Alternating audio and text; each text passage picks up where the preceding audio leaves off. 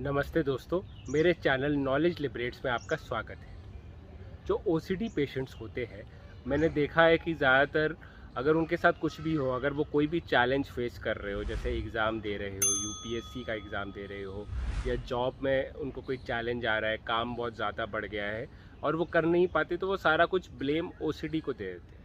ये एक victim mentality है कि वो लाइफ में कुछ नहीं हो रहा तो ओसीडी की वजह से, ओसीडी की वजह से यूपीएससी नहीं हो रहा, ओसीडी की वजह से एसएससी एग्ज़ाम नहीं हो रहा, बैंक पीओ नहीं हो रहा, वो ग्रेजुएशन का एग्ज़ाम क्लियर नहीं हो रहा, ऑफिस का काम नहीं हो रहा, प्रमोशन नहीं मिल रही, नया जॉब नहीं मिल रहा, इंटरव्यू नहीं कर पा रहा। हर चीज़ का जो रीज़न है वो कर देते हैं ओसीडी। ऑनलाइन मंगाना 200 रुपये का है।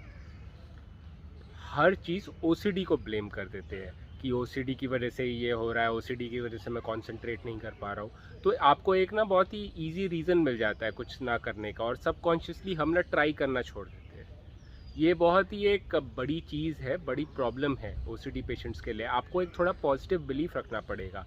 आई अंडरस्टैंड आपको एक प्रॉब्लम है और वो प्रॉब्लम काफ़ी सीरियस है, बट उस प्रॉब्लम का सहारा लेके हम अपनी लाइफ को ख़राब नहीं कर सकते ना, कि हाँ मुझे तो ओसीडी है तो मैं ये नहीं करूँगा, मुझे तो ओसीडी वो है, एंग्जाइटी है, डिप्रेशन है, तो मैं ये अपने जो गोल्स हैं उनको फॉलो नहीं करूँगा।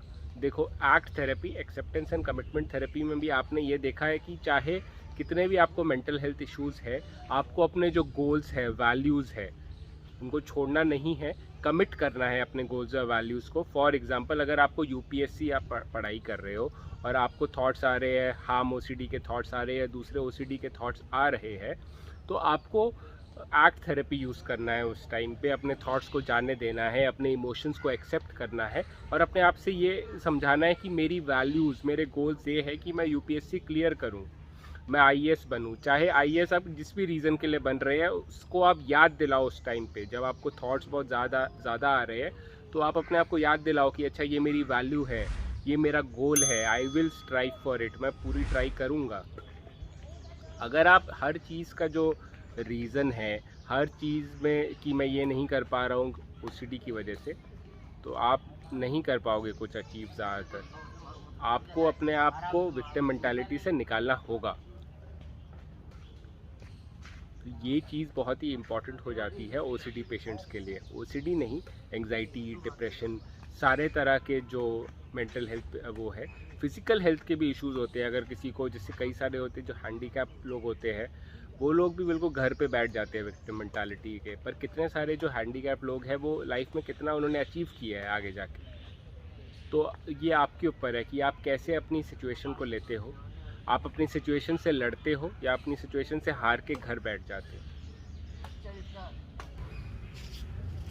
तो अपने आप को ये विक्टिम मेंटालिटी वाले मोड से निकालो कि यार मुझे तो ओसीडी की वजह से मैं ये नहीं कर पा रहा। ये है ना, एक इजी रीज़न, एक इजी एक्सक्यूज़ हो जाता है कुछ ना ट्राई करने का। लोग बिस्तर पकड़ लेते हैं। आई अंडरस्टैंड, मैं समझता हूँ, मुझे भी ओसीडी है, मैं मैनेज कर रहा हूँ ओसीडी को। मैं समझता हूँ कि ओसीडी बहुत सीरियस है यार। ओसीडी बहुत ही सीरियस बीमारियों में आता है। एंग्जाइटी, डिप्रेशन से भी ऊपर ओसीडी, मैं मानता हूँ कि एंग्जाइटी ही एक डिसीज़ है, एंग्जाइटी ही डिसऑर्डर है, पर ओसीडी ज़्यादा सीवियर होता है। जनरलाइज एंग्जाइटी डिसऑर्डर से तो ज़्यादा सीवियर है ओसीडी। अब कई लोग उस पर मैं चाहता हूँ कि इस पर कोई चर्चा ना हो, ठीक है। साइंटिफिक रिसर्च कहती है कि हाँ ठीक है, OCD is also serious, generalise anxiety disorder is also serious, everything is serious. What I am saying is, जो मैं ये बोलना चाहता हूँ कि ओसीडी को विक्टिम मेंटालिटी मत बनाओ अपनी। डिप्रेशन, एंग्जाइटी, ओसीडी सब सीरियस बीमारी है। इनको अपना एक्सक्यूज़ मत बनाओ ट्राई करने के लिए। तो ट्राई करना मत छोड़ो, ठीक है। अगर आप ट्राई करना छोड़ दोगे तो वो आपकी हार है। When you stop trying, that is failure, that is मतलब बिल्कुल ही फेलियर है। जब तक आप ट्राई करते हो तो 50% चांस तो होता है ना कि मैं कर सकता हूँ। 50% चांस येस, 50% चांस नो। पर अगर आप ट्राई नहीं करोगे, छोड़ दोगे, तो 100% चांस है ना कि आप फेल हो जाओगे। तो that is my point. OCD को अपने एक्सक्यूज़ मत बनाओ, ठीक है। ट्राई करना मत छोड़ो, अपने वैल्यूज़, अपने गोल्स को ट्राई करना मत छोड़ो। और हमेशा ओसीडी की वजह से नेगेटिव जो थॉट्स है तुम्हारे, वो मत लेके आओ कि यार ओसीडी है तो नेगेटिव है लाइफ, ये है वो है, वो मत करो, ठीक है। तो आई होप आप समझ गए होंगे कि मैं क्या बताना चाहता हूँ इस वीडियो में। एंड विक्टिम मेंटालिटी से निकलो, अपने गोल्स की तरफ जाओ, अपने वैल्यूज़ की तरफ जाओ। एक्सेप्टेंस एंड कमिटमेंट थेरेपी देखो, मेरा जो वीडियो है उससे आपको बहुत फ़ायदा होगा। तो thank you for watching my video.